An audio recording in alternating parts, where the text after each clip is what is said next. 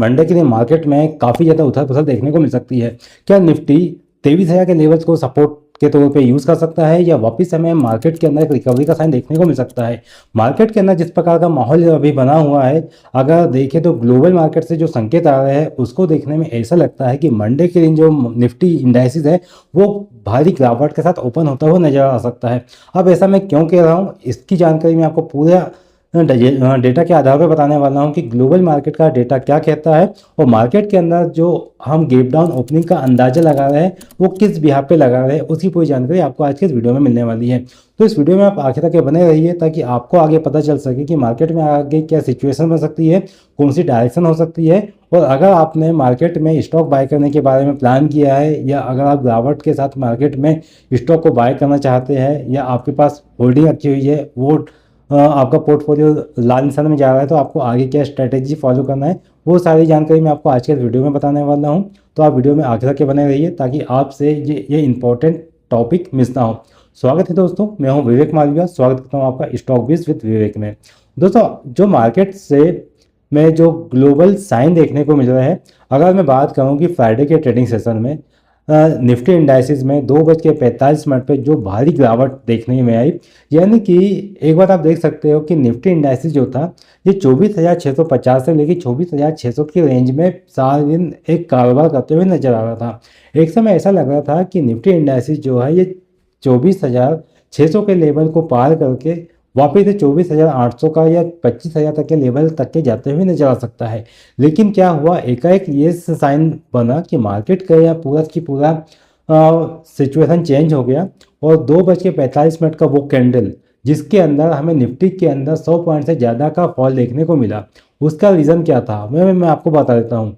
अगर आप same time पे क्रूड ऑयल को आप देखते हैं कि क्रूड ऑयल का 2:45 पे जो क्रूड ऑयल 7,450 रुपये के भाव पे चल रहा था, उसी ने महज आधे घंटे के अंदर ही 100 से 200 पॉइंट की तगड़ी तेजी दिखाई। मतलब कि जो 7,450 पे चल रहा था उसे 7,700 का हाई लगा दिया, यानी कि 3 बजते पहले क्रूड ऑयल का जो प्राइस था वो 7,700 के लेवल को भी पार कर चुका था।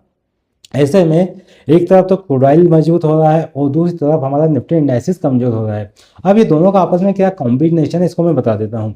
जैसे कि अभी ईरान ईरान का इजराइल और यूएस के साथ में वॉर चल रहा है। ऐसे में जो ईरान है करता है और साथ ही जहाँ जो जो इसके देश है, मतलब कि जो जो ईरान से क्रूड ऑयल लेते हैं और जिस प्रकार से युद्ध की नीति बनी हुई है, और हम बात करते हैं इंडिया में कि ऐसे भी कुछ क्लू देखने में आ रहे हैं कि भारत के पास जो क्रूड ऑयल का भंडार है वो सिर्फ 9 या 15 दिनों के आसपास का भंडार है। ऐसे में जो सिचुएशन बन रही है, अगर मान लो कि क्रूड ऑयल की सप्लाई कम हो जाएंगी और डिमांड बढ़ जाएंगी, ऐसे में क्रूड ऑयल के भाव हमें तेज होते हुए नजर आएंगे। और जहाँ पे क्रूड ऑयल के भाव तेज होते हुए नजर आते हैं तो उसका असर पूरी अर्थव्यवस्था के ऊपर देखने में आता है।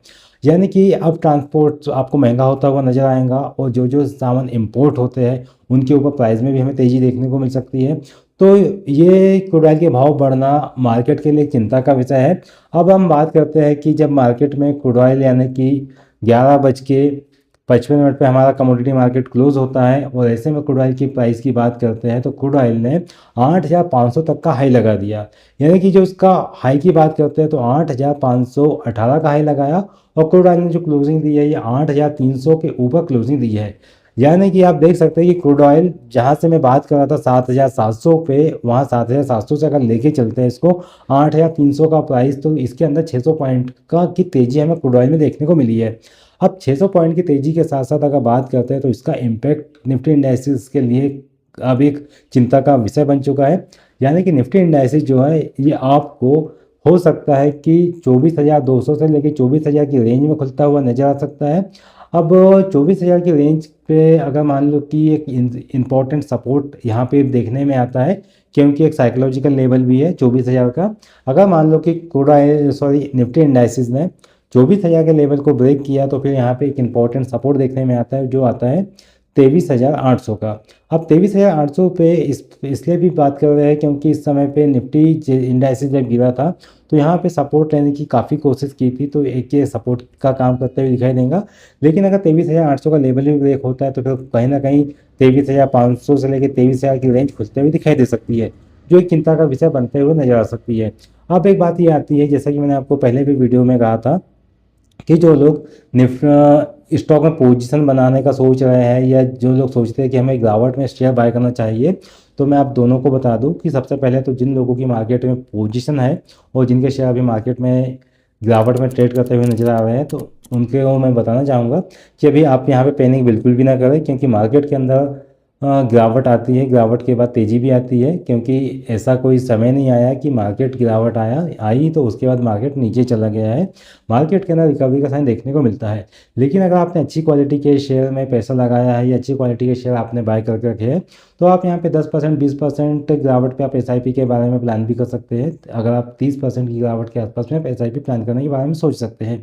लेकिन कुछ लोग ऐसे भी होते हैं जो ये सोचते हैं कि अब गिरावट पे हमें एंट्री लेना चाहिए, यानी कि गिरावट पे हमें बाइंग करना चाहिए। तो उन लोगों को मैं बता दूं कि अभी मार्केट के अंदर जब तक ये गिरावट स्टेबल नहीं होती है, तब तक ये मार्केट में आपको पोजीशन में एंटर करने से थोड़ा बचना चाहिए, क्योंकि जब तक कि एक बॉटम फॉर्मेशन होता हुआ नजर आएगा, मार्केट स्टेबल होता हुआ दिखाई नहीं देगा, तब तक कि आपको यहाँ पे एंटर करना आपके लिए थोड़ा रिस्की हो सकता है। क्योंकि मार्केट के अंदर जिस प्रकार की अभी इस सिचुएशन बनी हुई है कि ईरान इसराइल यूएस का वॉर चल रहा है, साथ ही इसके साथ अभी 9 कंट्रीज इन्वॉल्व है वॉर में, अलग अलग देशों में अलग अलग वॉर चल रहा है।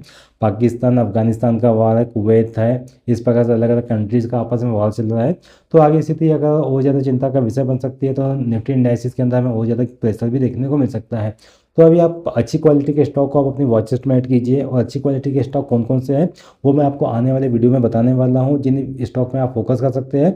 और इसके संबंध में मैंने एक रिसेंट वीडियो भी बनाया हुआ है, उस वीडियो को आप देख सकते हैं। इसकी लिंक आपको फर्स्ट कमेंट में या आपको डिस्क्रिप्शन में मिल जाएंगी, डिस्क्रिप्शन में जाके आप उस वीडियो को देख सकते हैं, जिसके अंदर मैंने आपको सेक्टर वाइज स्टॉक के बारे में जानकारी दी हुई है कि वो स्टॉक क्यों बढ़ने वाले हैं, वो सेक्टर आगे क्यों बढ़ेंगे, उसके पीछे का रीज़न क्या है, वो सारी इन्फॉर्मेशन आपको उस वीडियो में देखने को मिल जाएंगी।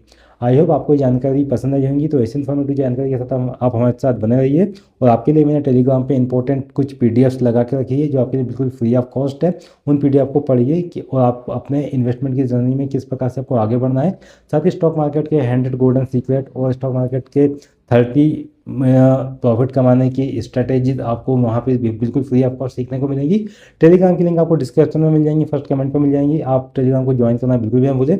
मिलते हैं दोस्तों अगले नए वीडियो में ऐसी इन्फॉर्मेटिव जानकारी के साथ। तब तक के लिए आप अपना ध्यान रखिएगा। नमस्कार।